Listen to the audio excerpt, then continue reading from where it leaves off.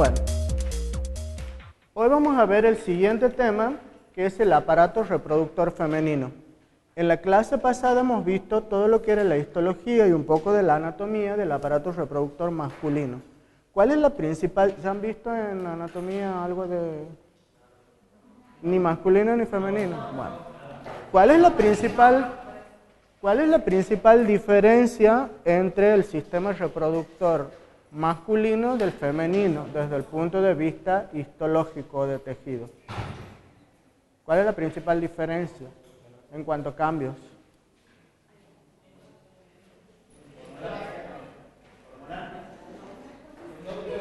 Hormonal. Y la principal diferencia es que todos los tejidos del sistema reproductor masculino no están sujetos a los cambios cíclicos que ocurren en los tejidos que forman el aparato reproductor femenino. Todos los tejidos del aparato reproductor femenino, como vamos a ver ahora, sufren cambios cíclicos que se reproducen cada 28 días de acuerdo al ciclo hormonal que producen las glándulas femeninas. Eso no sucede en el aparato reproductor masculino, donde una vez que se ha iniciado la pubertad, no ocurre ningún cambio cíclico en las estructuras de los tejidos del aparato reproductor. ¿Cómo? ¿Es qué? Regresivo es, ambos son regresivos, porque ahora también, así como hay menopausia en la mujer, se considera también que hay un ciclo de andropausia en el hombre, que es una declinación de la producción de los andrógenos masculinos, sobre todo la testosterona, pero que no lleva a los cambios tan prominentes como ocurre en la mujer en la menopausia. Entonces, antes de empezar, vamos a ver someramente la anatomía del aparato reproductor femenino. Está formado por una serie de órganos más o menos importantes y una serie de conductos. Dentro de los órganos tenemos los ovarios, el útero, la vagina, la vulva o los genitales externos y las glándulas mamarias, que también se consideran parte del aparato reproductor. Y dentro de esos órganos hay un sistema de conductos que comunica los ovarios con el útero, que se llaman oviductos o trompas uterinas o tubas uterinas, que tienen distintas regiones de acuerdo a la anatomía del tejido, desde que van desde el ovario hasta el útero. Esas diferentes regiones de las trompas uterinas son el infundíbulo, que comienza en la primera porción de las trompas uterinas, la ampolla, que es la porción más engrosada de las trompas, el istmo y finalmente la última porción de las trompas que se introduce adentro del útero. La función de las trompas uterinas es captar los ovocitos, como vamos a ver ahora que produce el ovario, y llevarlos al útero, donde se va, si se ha producido la fecundación, se va a producir la anidación del embrión. ¿Ustedes saben dónde se produce la fecundación? ¿En dónde? La fecundación se produce en las trompas, no en el útero. Claro, la implantación es en el útero, pero la fecundación del espermatozoide con el óvulo ocurre en el primer tercio de las trompas de Falopio. Y ahí es donde se forma el embrión que después va a viajar para implantarse en la cavidad del útero. Entonces ya tenemos claro cuáles son los órganos que componen el sistema reproductor y vamos a empezar a estudiar histológicamente, si no el más importante, el que tiene más cambios, que es el ovario. ¿Los ovarios cuántos son? 3, 4, son 2. Los ovarios son órganos pares que están ubicados en la cavidad abdominal y que tienen esta estructura en forma ovalada y que están formados por este tipo de tejidos. ¿Qué tamaño tienen los ovarios? ¿Alguna vez se han preguntado ustedes que son mujeres? ¿Cuánto? 3 por 2 centímetros. O sea que son más o menos de este tamaño. ¿Sí? Están ubicados en la cavidad uterina, casi junto, perdón, en la cavidad abdominal, casi junto a las trompas. Las trompas es como si estuvieran abrazando al ovario, ¿sí? Pero el ovario está en la cavidad abdominal, revestido por el peritoneo, que además reviste ¿qué? El peritoneo. Toda la cavidad abdominal, intestinos y demás. Entonces, el ovario, si lo vamos a describir histológicamente desde su parte más externa hacia la más interna, está recubierto por un tejido que se llama epitelio germinativo y es derivado del mesotelio que forma el peritoneo y que recubre a todo el ovario. Inmediatamente después está la zona más importante del ovario que se llama corteza. En la corteza del ovario están ubicados lo que vamos a ver ahora que se llaman folículos primordiales, que son los que contienen los ovocitos. ¿Sí? Esa corteza rodea la médula del ovario, es toda esta parte del ovario, rodea la médula que está en el centro, contiene los folículos que tienen los ovocitos y está formado por un estroma de células musculares lisas. En el centro del ovario encontramos la región que llamamos médula, que a diferencia de la corteza es tejido conectivo, cuya función es irrigar y nutrir el resto de los tejidos, porque en la médula entran todos los vasos sanguíneos que van a irrigar el ovario y los nervios.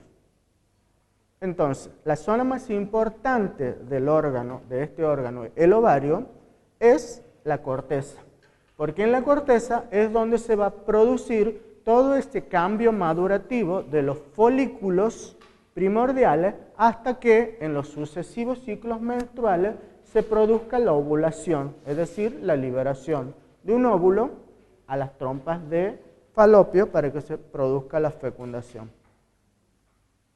Si nosotros vemos realmente cómo se observa un ovario cuando lo cortamos histológicamente y lo teñimos, lo vemos de esta forma. Toda esta parte que está bien delimitada de esta otra parte es lo que nosotros llamamos corteza. Y esta parte interna es lo que se llama médula. ¿Sí? En la médula, justo en este caso, está otra estructura que se llama cuerpo lúteo, que ya vamos a ver qué es. Tienen que saber diferenciar bien la corteza de la médula y qué tejidos y qué tipo de células componen unas y otras. Entonces, hemos dicho que el ovario, desde su parte más externa, está recubierta por un epitelio germinativo, derivado del mesotelio. Inmediatamente por debajo viene un tejido conectivo que se denomina túnica albugínea, cuya función es separar la corteza del epitelio. ¿Sí? Acá tenemos la corteza y esta es la túnica albugínea. Entonces, el epitelio germinativo es un epitelio superficial que recubre todo el órgano, que está formado por un epitelio cúbico simple y se continúa con todo el mesotelio que rodea todos los órganos que están en la cavidad abdominal. Inmediatamente por debajo está la túnica albugínea, que es tejido conectivo denso que separa el epitelio germinativo de la corteza. Acá abajo está la corteza y todo esto es la túnica albugínea. ¿Sí?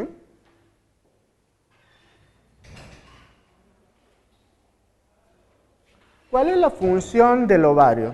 La función principal del ovario es principalmente dos. Una hormonal, que la van a estudiar en fisiología, y la otra, que la vamos a ver aquí en histología, que nos importa, es la de producir los óvulos durante los ciclos menstruales. Cada ovario, en la región de la corteza, contiene alrededor de 3 a 5 millones de ovogonias.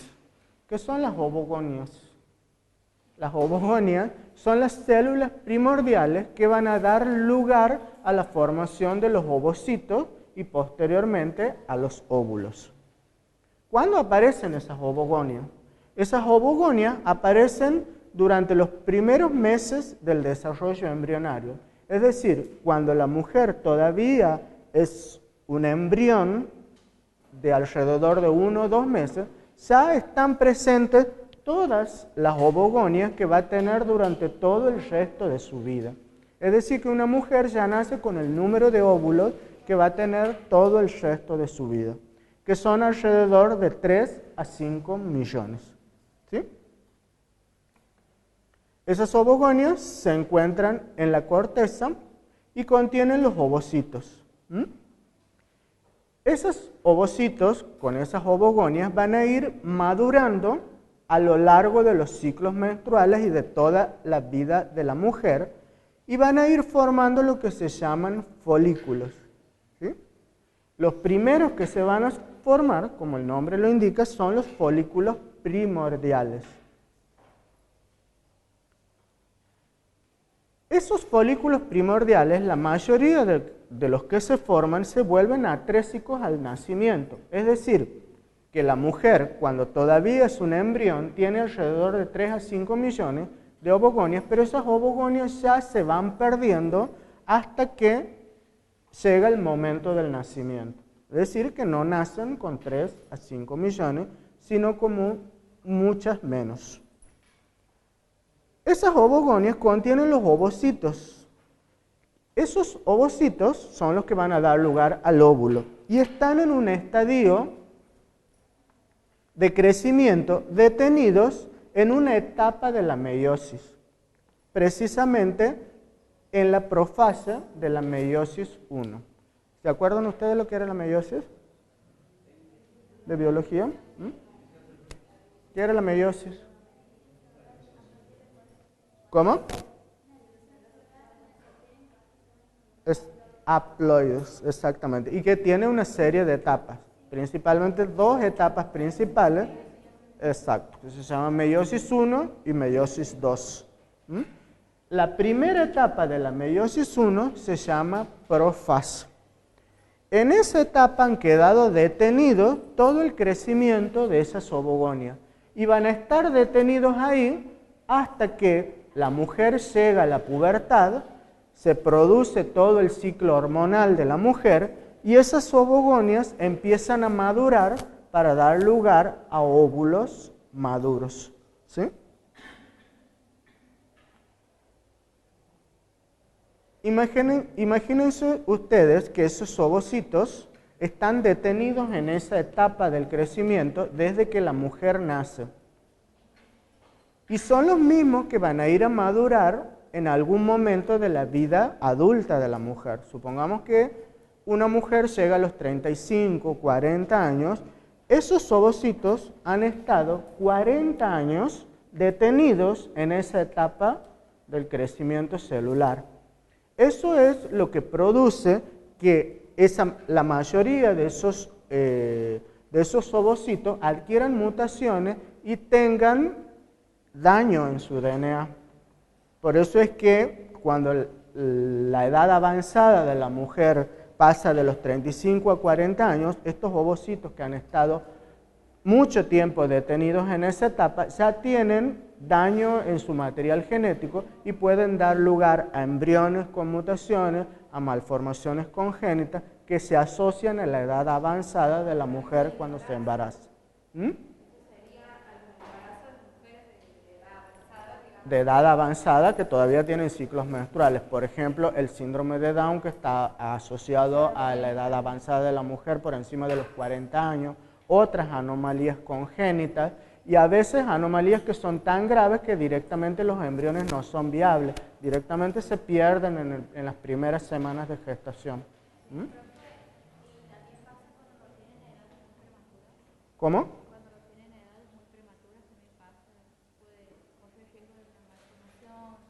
Claro, sí. Cuando tiene... ¿Cómo? ¿Cómo edad? ¿A qué le llamamos?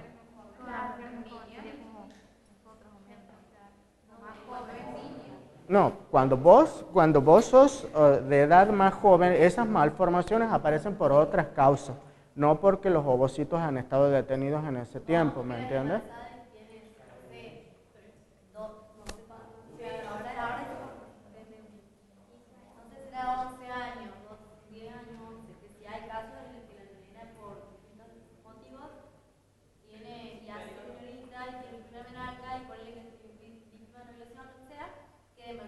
Esa es edad temprana, esa es la edad temprana de la mujer. Ahí no tiene nada que ver con esto, ¿me entiendes? Porque no ha pasado.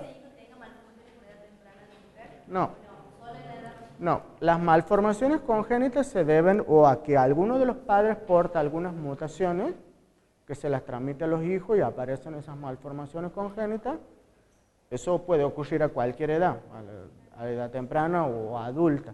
Pero las malformaciones que aparecen después de los 35 a 40 años generalmente se deben a los daños que se han producido en los ovocitos por tanto tiempo que han estado detenidos en esa fase. Pero están viendo ahí un artículo donde dicen que ahora a los 8 años que viene del ciclo menstrual de la mujer. Sí, a medida que vamos evolucionando, la edad del inicio de los ciclos menstruales en la mujer ha ido bajando. Por ejemplo, en la década del 60, 70, la edad de la menarca en la mujer era alrededor de los 17, 18. Hoy ya prácticamente la edad de la menarca es a los 9 años. Y cada vez va bajando más. Eso es un proceso evolutivo que se está viendo en las mujeres, que cada vez se va bajando, a medida que pasan los años, se va bajando más todavía la edad de la menarca en la mujer. La menarca es el primer ciclo menstrual, o sea que que nos indica que ha comenzado todo el ciclo de hormonas sexuales del hipotálamo y de la hipófisis. Por eso hay que tantos embarazos jóvenes. Ahora hay niñas que aparecen con embarazos a los 9, 10 años. O sea, esa madurez sexual de ninguna manera implica una madurez de edad adulta que pueda asumir un embarazo, ¿no? Es simplemente una madurez sexual. Bueno, entonces hemos dicho que en el ovario la parte más importante es la corteza, donde se encuentran los ovocitos que están dentro de los folículos primordiales, ¿sí? En el ovario, después de la pubertad, se encuentran 3 fases de estos folículos. Cada folículo tiene un ovocito, después de la pubertad. Ya hemos visto qué pasaba antes de la pubertad. Después de la pubertad, en la corteza vamos a encontrar 3 tipos de folículos, cada uno conteniendo un ovocito, que lo vamos a llamar folículos primordiales, folículos en crecimiento y folículos maduros. Cada uno es un estadio de maduración del anterior, es decir, los folículos primordiales van a ir madurando para pasar a folículos en crecimiento y finalmente a folículos maduros. Todo ese proceso que ocurre en el ovario desde la pubertad se llama ovogénesis, es decir, la formación de óvulos. Los folículos primordiales están ubicados en la periferia de la corteza, ¿sí? ¿En qué consisten? Consisten en una simple capa de células foliculares que rodean a los ovocitos, es decir, es el ovocito, la célula, rodeada de una sola capa de células foliculares.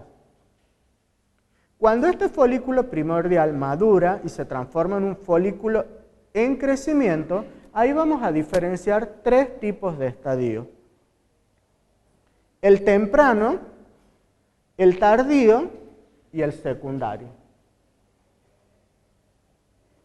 Finalmente, este folículo en crecimiento, cuando llegue al estadio de secundario, va a madurar y se va a transformar en folículo maduro. Ahora vamos a ir viendo uno por uno cómo van a ir madurando y qué cambios celulares van ocurriendo. Un folículo es una célula que está revestida por otra capa de célula. Eso es un folículo, ¿sí? En este caso, La célula que está dentro es el ovocito y las células que lo rodean se llaman células foliculares. El primero hemos dicho que es el folículo primordial, que solo consta del ovocito rodeado de una única capa de células. El segundo estadio es el folículo en crecimiento, que tenía 3 estadios. Y finalmente el último es el folículo maduro, que también se llama folículo de de Graaf. En muchos libros y en la guía lo van a encontrar con ese nombre, folículo de de Graaf. Y vamos a ver el primero entonces. El primer folículo es el folículo primordial, que hemos dicho que en la mujer aparecen todos alrededor del tercer mes de desarrollo embrionario. El crecimiento de esos folículos no depende de la presencia de hormonas, como por ejemplo las gonadotrofinas. Y se ubican los folículos inmediatamente por debajo de la túnica albugínea, que hemos dicho que era el tejido conectivo que separaba el epitelio germinativo de la corteza. ¿Sí? Cada uno de estos folículos tiene un ovocito rodeado de células foliculares. ¿Cómo lo veríamos histológicamente? De esa forma. El ovocito en el interior, rodeado de una única capa de células foliculares. ¿Sí? Ese es el folículo primordial. Y aquí los vemos como N, los folículos primordiales. El ovocito rodeado de una única capa de células foliculares. Acá de vuelta, en otro corte histológico, este es el ovocito que está dentro del folículo y estas son las células foliculares. Una sola capa de células rodeando el ovocito. El folículo primordial maduraba y pasaba a transformarse en un folículo primario. Comienza a crecer, el ovocito comienza a crecer y las células foliculares ahora forman una capa unilaminar, pero en vez de ser planas, como en un epitelio plano, se transforman en cúbicas. ¿Ven acá la diferencia? Acá tenemos el ovocito rodeado de las células foliculares cúbicas. Además, el ovocito empieza a secretar un líquido que se llama secreción y que va a formar la zona pelúcida, que es esta pequeña zona entre las células foliculares y el ovocito.